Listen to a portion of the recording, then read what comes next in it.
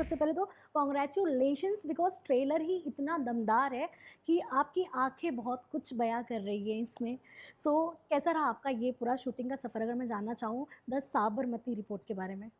बहुत अच्छा सफ़र रहा। एक बहुत ही इम्पोर्टेंट कहानी है ये, जो बताने के लिए मैं अ, बहुत खुश हूँ कि मैं इस फ़िल्म का पार्ट हूँ। और जब पहली बार भी ये कहानी मेरे सामने आई, डर था थोड़ा-सा, और उस डर की वजह से ही हमने थोड़ी चर्चा की, तो समझ में आया कि बहुत रिसर्च की है टीम ने, बहुत सारी उनके पास फैक्ट्स तैयार थे टू सपोर्ट द ट्रूथ। और ये एक ऐसा सच है जो अभी भी हम मीडिया राउंड्स पे जा रहे हैं। हम दिल्ली गए, हम दिल्ली में बहुत सारे न्यूज़ चैनल्स में यस, भी गए, यस। तो वहाँ पे भी समझ में आया कि कितनी मिस इन्फॉर्मेशन है। वो न्यूज़ चैनल में है, उनको भी पता है क्या नहीं है, लेकिन क्या होता है ना, एक ये कहानी एक मीडिया के लेंस से देखी गई है। और वो इसलिए मुझे बहुत इंटरेस्टिंग लगा क्योंकि मीडिया आपको सच बता सकता है, लेकिन वो सच के आगे पीछे का जो पर्सपेक्टिव का नाच होता है, that's what I am calling it, कि the truth is the same. सच तो वहीं रहता है, अपनी जगह खड़ा रहता है सच, लेकिन उसके आसपास एक जो नाच नाचा जाता है ना मीडिया के थ्रू, पर्सपेक्टिव्स का। यस। इस एंगल से देखो तो ऐसा लगेगा, उस एंगल से देखो तो ऐसा लगेगा, इस एंगल से देखो तो ऐसा लगेगा। इसीलिए इतनी मिस इन्फॉर्मेशन क्रिएट होती है, क्योंकि आप सारे पर्सपेक्टिव सुनोगे जो हमने सुने रिसर्च में, तो समझ में आया कि अरे बाप रे, ये तो पता ही नहीं था, ये तो सामने ही नहीं आया। यस। तो बहुत इम्पॉर्टेंट कहानी है, बहुत इम्पॉर्टेंट स्टोरी। और मेरे ख्याल से ये कहानी आनी चाहिए लोगों के सामने। मैं भी एक आम जनता ही हूँ राइट। जिसको कुछ नहीं पता था। जब तक मैंने ये फ़िल्म साइन नहीं की और रिसर्च मटेरियल देखा नहीं, तो मुझे भी नहीं पता था कि ये होना चाहिए या नहीं होना चाहिए। जब देखा तो समझ में आया कि वाक़ई में ये कहानी सामने आनी चाहिए। और मेरी उम्मीद हमेशा यही रहती है कि मैं जो भी किरदार निभाऊँ वो स्ट्रॉन्ग हो, और they should stand for something. Female, एक मैं फीमेल कैरेक्टर्स ही, जो भी फीमेल कैरेक्टर्स मैं प्ले करती हूँ, आई ऑलवेज मेक श्योर कि मेरे कैरेक्टर्स स्ट्रॉन्ग हो। तो बस मेरे लिए वो सारे बॉक्सेस पे टिक मार्क हो रहा था। और फिर एकता कपूर थी, विक्रांत मसीह, और राशि, all these super stars, rock stars. तो मैंने भी सोचा कि चलो कुछ सीख लेते हैं इन सब से। यस। जब ऐसा कोई मूवी करना पड़ता है जो हमारी हिस्ट्री से जुड़ा हो और जो मतलब सच में इंसिडेंट हुआ हो, उसे दिखाना है हमें मूवी के ज़रिए, तो इसमें रिस्पॉन्सिबिलिटी एक्टर की कितनी बढ़ जाती है, या फिर अंदर कुछ ऐसा होता है कि यार कि अगर कुछ गलत दिखा देंगे, कुछ गलत पोर्ट्रे हो गया, तो मतलब आपके ऊपर कैसी रिस्पॉन्सिबिलिटी थी? जी, बात यही होती है ना कि पर्दे के सामने एक्टर्स ही आते हैं, तो राइट। इसीलिए जिम्मेदारी बहुत ज़्यादा होती है, क्योंकि आप लास्ट प्रोडक्ट हैं, right. In the chain of this production. या। यू आर द लास्ट, जो एक वो मैराथन में भागते हुए पास करते हैं ना बीच में, तो वो लास्ट आपके पास ही आता है। तो इसलिए जिम्मेदारी सबसे ज़्यादा बढ़ जाती है। और मीडिया के सामने आप ही आते हैं। लेखक तो बैठे नहीं हैं यहाँ पे, हम बैठे हैं, लेखक को रिप्रेजेंट कर रहे हैं।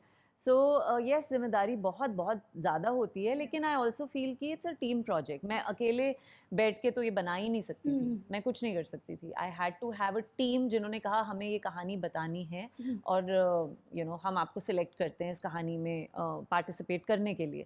तो यस, एक as a citizen, as a actor, as a person who belongs, thinking person who is a citizen of this country, yes, ये मेरा ज़रूर था इरादा कि मैं समझूं कि सच क्या है।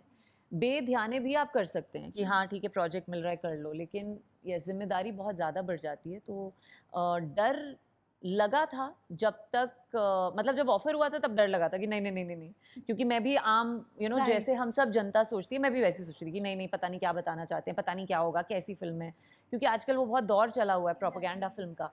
फिर जब मैं टीम से मिली, डायरेक्टर से मिली, और मैंने देखा उन्होंने क्या रिसर्च किया और वो क्या दिखाना चाहते हैं, कैसे दिखाना चाहते हैं, फिर समझ में आया कि नहीं, ये बेशक इसमें आपको पर्सपेक्टिव ज़रूर दिखाए जाएंगे, आपको दिखाया जाएगा इंग्लिश स्पीकिंग मीडिया का क्या पर्सपेक्टिव था, हिंदी स्पीकिंग मीडिया का क्या पर्सपेक्टिव था, लेकिन आपको ये कोई नहीं कह रहा ये सही है ये गलत है, या ये सही है ये गलत है। आपको ये कहा जा रहा है देखो। या। ऑल्सो आपने ये जर्नलिस्ट का कैरेक्टर प्ले किया है इसमें, वो लाइफ आपने जिया अगर हम कह सकते हैं शूट के दौरान, कैसा लगा आपको? एंड क्या मीडिया वालों को लेकर आपका जो भी पहले थॉट रहा होगा, कुछ चेंजेस हुए उसमें? जी, मैंने थोड़ा-सा आई थिंक मतलब हाँ, इतनी सीरियस जर्नलिज़्म नहीं की है। मैंने भी इंटरव्यूज़ हुँ, लिए हुँ। हैं और मैंने भी शोज़ होस्ट किए हैं। यस, तो मैंने किया है आई थिंक एंकरिंग का काम किया है या रिपोर्टिंग कुछ हद तक एंटरटेनमेंट रिपोर्टिंग। बट यहाँ पे एक ग्राउंड यहाँ रिपोर्टर दिस बने हो इज़ आप। Absolutely the real deal. या मतलब ये इन्वेस्टिगेटिव जर्नलिज़्म है और ऑन द फील्ड है और सच्ची घटनाओं को आप लोगों के सामने दिखा रहे हैं अपने अपनी आवाज़ उठा के और अपने चैनल पे अपना माइक पकड़ के अपना कैमरा पकड़ के। तो इज़्ज़त बहुत ज़्यादा बढ़ गई मेरी जर्नलिस्ट के लिए और profession as a profession journalism के लिए। मुझे सच्ची में लगता है कि अगर उसको डेमोक्रेसी का चौथा पिलर माना जाता है जर्नलिज्म को, तो बिल्कुल सही माना जाता है क्योंकि ये है एक नोबल प्रोफेशन जिसको जर्नल आई थिंक आजकल की डेट में जर्नलिस्ट को ये समझना चाहिए हुँ, कि हुँ। कितनी जिम्मेदारी का काम है उनका उनका प्रोफेशन।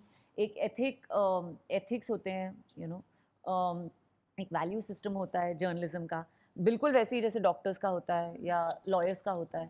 तो बहुत इम्पॉर्टेंट है क्योंकि आप देश के नागरिक को बताते भी हैं, जागरूक भी करते हैं कि देखो ये हो रहा है।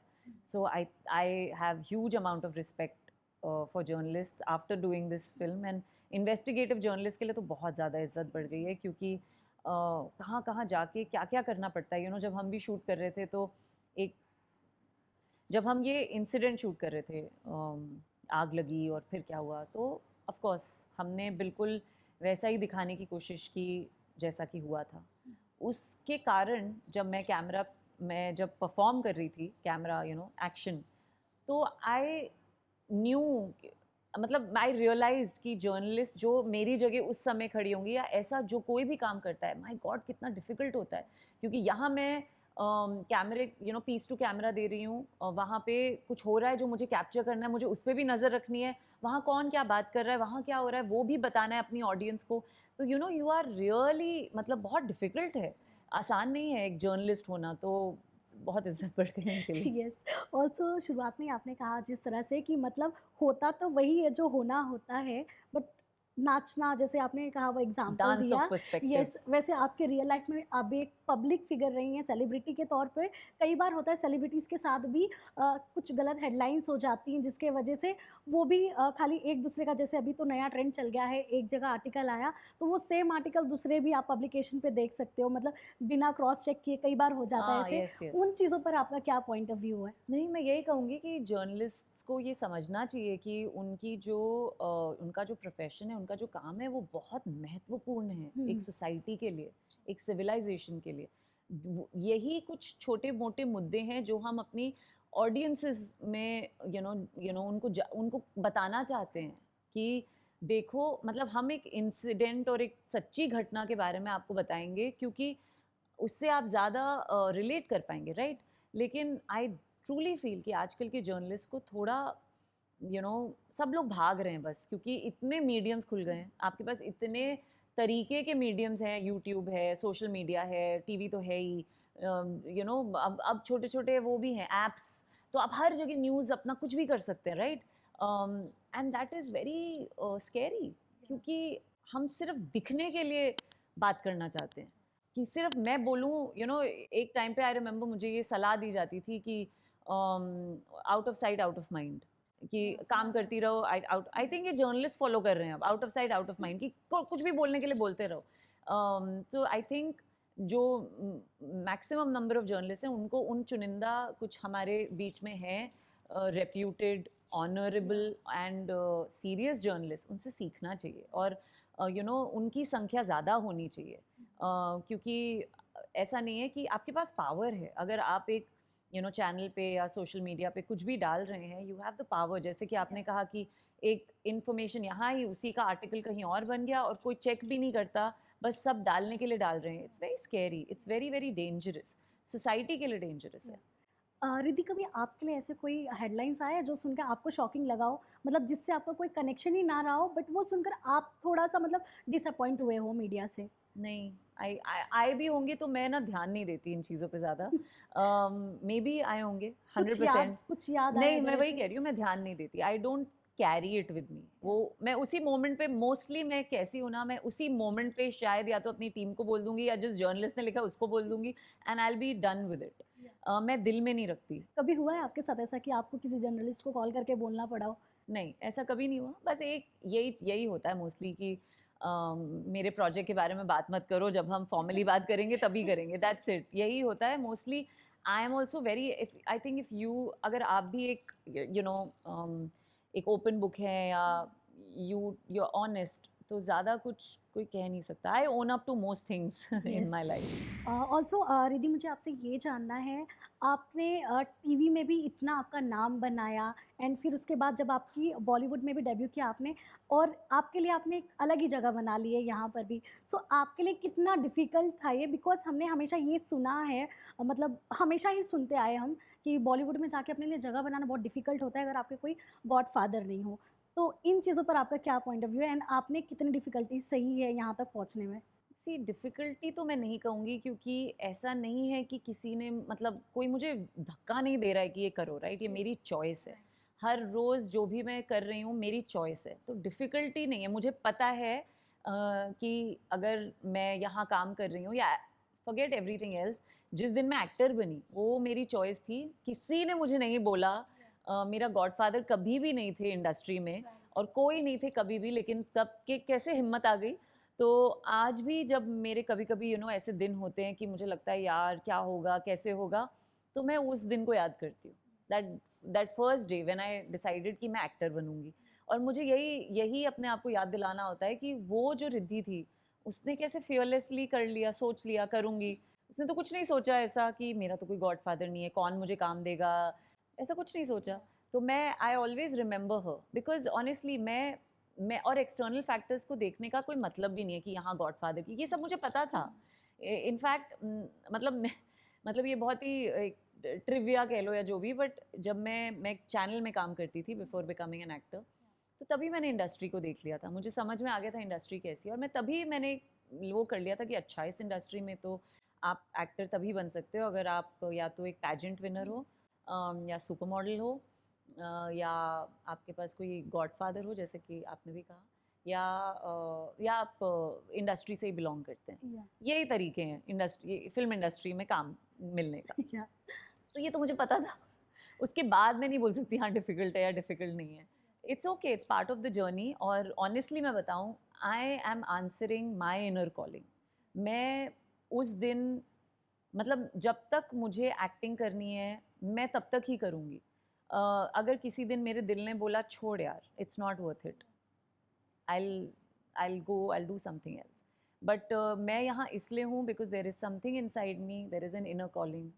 I say it's मेरा spiritual connection है with God, कि आपको यहाँ आके strong female characters play करने हैं, और ऐसे characters play करने हैं जहाँ लड़कियाँ हों, औरतें हों, housewives हों, कोई भी हों, वो ये देख के हाँ, क्योंकि मतलब वो ये देख के ये ना बोले हाय ये कितनी ब्यूटीफुल है और मुझे भी ऐसा लगना है। नहीं, वो मुझे देख के ये बोले कि I am proud of myself because she is proud of her self.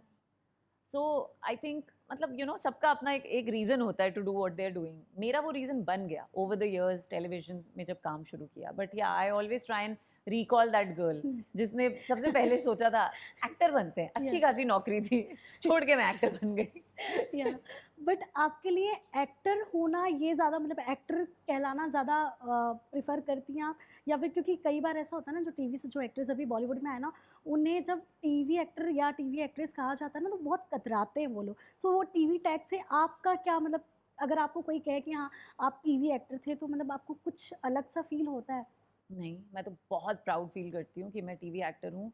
और वो प्राउड मैं इसलिए फील करती हूँ क्योंकि मुझे पता है कि मतलब मैंने अब हर मीडियम में काम किया है, और मैं ये जानती हूँ कि जो निर्देशक, निर्माता, निर्देशक मोस्टली सेट पे निर्देशक ही होते हैं, तो वो जब मुझसे कुछ एक्सपेक्ट करते हैं, कितनी बार ऐसा हुआ है कि उन्हें लगता है कि टाइम लगेगा, ये कैसे कर पाएंगे, ये ऐसे करना है, डिफ़िकल्ट है, और फट से निकल आता है। तो I am not arrogant about it, but I am proud of my training in TV, या कि टीवी ने मुझे सिखाया है। अभी भी हाल ही में इस फिल्म की प्रमोशन के लिए मैं एक टीवी सेट पे गई थी, हमने शूट किया टीवी सीरियल में, तो प्रमोशन के लिए मैं बहुत भावुक हो गई थी। मैं उन गलियों में गई, टीवी की टिपिकल एक वाइब होती है, आप तो जानते ही होंगे। राइट।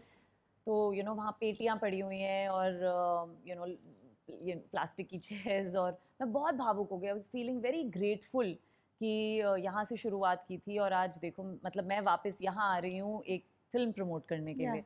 ऑल्दो वो मेरा सेट नहीं था या मैंने कभी उन लोगों के साथ काम नहीं किया, पर वो टेलीविज़न का सेट था, and I was feeling very, very emotional and very proud about that whole journey. Yeah also आपने एक इंटरव्यू में कहा था कि आप आइटम सॉन्ग नहीं करना चाहती या नहीं करना है आपको। तो मतलब अगर आपको किसी बड़ी फ़िल्म में जैसे ओ अंटावा था, पुष्पा में, वैसे टाइप का अगर आपको कभी सॉन्ग मिला। Oh, that is a beautiful song. उस गाने का मतलब मैंने समझा, क्योंकि मैंने हिंदी में वो गाना सुना। तो यस, मुझे प्रॉब्लम नहीं है इन प्लेइंग, मतलब ऐसा नहीं है कि मैं आई मीन जैसे तमन्ना ने अभी किया स्त्री 2 में, ओह आज की रात, ऐसे टाइप का अगर कोई सॉन्ग मिले तो रिद्धि करना चाहेंगी? नहीं, नहीं, नहीं, मैं आई डोंट थिंक मैं कर सकती हूँ। मतलब बहुत सारे मेरे दोस्त हैं, वो तो हँसते हैं, बोलते हैं, "तू तो कर ही नहीं पाएगी।" कर लूँगी, because I am a dancer, मैं डांसर रह या चुकी हूँ, लेकिन मैं कैरेक्टर्स प्ले करना चाहूँगी। अगर एक कैरेक्टर एक डांसर है और उसकी वो जर्नी है या उसकी कहानी है, जैसे चमेली थी, देन आई डोंट माइंड, कोई सब्सटेंस होना चाहिए। बट जस्ट देखिए, एक आइटम सॉन्ग का क्या पर्पस होता है? एक फ़िल्म चल रही है, फ़िल्म के बीच में एक गाना है जिसमें a female is dancing. No, I don't think I can do that unless unless वो कैरेक्टर, जैसे तमन्ना का भी रोल था कि इन ये राइट। आज की रात की आप बात कर रही हैं, वो कैरेक्टर कहानी को मूव करे, then yes it makes sense. But just to come in and do an item song and go, वो मैं बिल्कुल नहीं कर पाऊंगी। या फिर इवन जो म्यूजिक वीडियोस होते हैं जिसमें you just wear short clothes, I don't think I can, मैं नहीं कर पाऊंगी, because it doesn't go only with my thinking. Yeah so Riddhi, आपने मूवीज़ भी कर ली, टीवी शोज़ भी कर लिए, एंकर भी बन गए आप, होस्टिंग भी कर लिए, सारी चीज़ें हो गई। अब क्या करना चाहते हो आप? अब हॉलीवुड नहीं, आई थिंक बहुत बहुत अभी बहुत आगे जाना है। टीवी में तो अभी शुरुआत या की है। आई एम वेरी ग्रेटफुल कि मुझे अपॉर्चुनिटी मिल रही है टीवी में, फिल्म्स में काम करने या की। और मैं चाहती हूँ, मैं आई वांट, मेरी होप ये है कि मैं प्रोजेक्ट अपने अपने बलबूते पे चलाऊँ और एक ऐसी मूवी करूँ जो मेरे साथ, या ओटीटी भी, I want to be in the big league, I want to play those parts where I'm carrying the project on my shoulders. तो वो बाकी है अभी, बट आगे तो दुनिया, मतलब आसमान हमारे सामने है। मैं I want to take my country out, and मैं अपने आप को देखना चाहती हूँ वर्ल्ड स्टेज पे, और मैं देख चुकी हूँ, बस पहुँचना है वहाँ या तक। सो लास्टली विक्रांत के साथ आपने स्क्रीन शेयर किया, इसमें उनके साथ कैसा बॉन्ड रहा है आपका? एंड क्या वो एक चीज़ है जो आपने उनसे सीखी है, जो शायद आपको भी वो चीज़ें काम आए, एंड उन्होंने भी कोई आपकी चीज़ें वो फॉलो की है? मेरी क्या चीज़ फ़ॉलो की है मुझे नहीं पता, बट विक्रांत से मैंने यही सीखा है कि वो अपने क्राफ्ट में बहुत जुड़े हुए हैं, और वो बहुत ही आई वुड से वो नुआंसेस बहुत अच्छे पकड़ते हैं, जो हमको दिखता है, जो हमें पसंद भी है। उनका काम इसीलिए पसंद है क्योंकि वो बीच बीच में ऐसा कुछ करते हैं विच इज़ लाइक, ओह ये क्या किया, तो आई थिंक डेफिनेटली मैं उनके साथ काम कर रही थी, तो मैंने वो बहुत सब कुछ ऑब्जर्व किया एफर्टलेसली। एक होता है ना कि आप स्टाइलाइज्ड ना हो के, ही इज़ सो यूनिक, और वो इतने अम, अच्छी तरीके से अपना काम करते हैं। मतलब मैं तो उनको 12th फेल हो या उनकी जो दूसरी सेक्टर 36 या ये वाली फिल्म भी, मुझे तो वो कॉमन, जो एक common man, angry young man लगते हैं, कि आज के common man, and he is representing them, उनको देख के ये लगता है। तो I wish I can also represent common Indian woman. Thank you so much Riddhi, आपने इतना टाइम दिया आपका, and all the very best. जितना आपने मेहनत की है एंड जितना प्रमोशन के लिए आप मेहनत कर रहे हो, मूवी उतना ही धमाल मचाए बड़े पर्दे पर। Finger cross. लास्टली क्या मैसेज देना चाहेंगे आपके फैंस के लिए?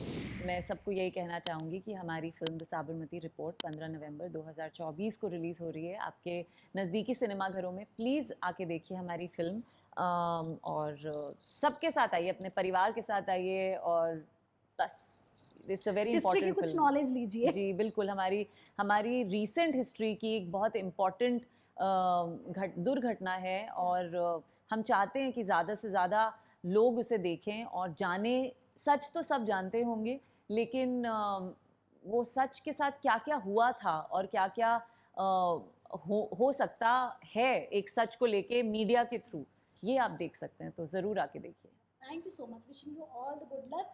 आगे जितने भी प्रोजेक्ट्स आएंगे her thank you so much. हाय, मेरा नाम है रिद्धि डोगरा और आप देख रहे हैं बॉलीवुड नाउ।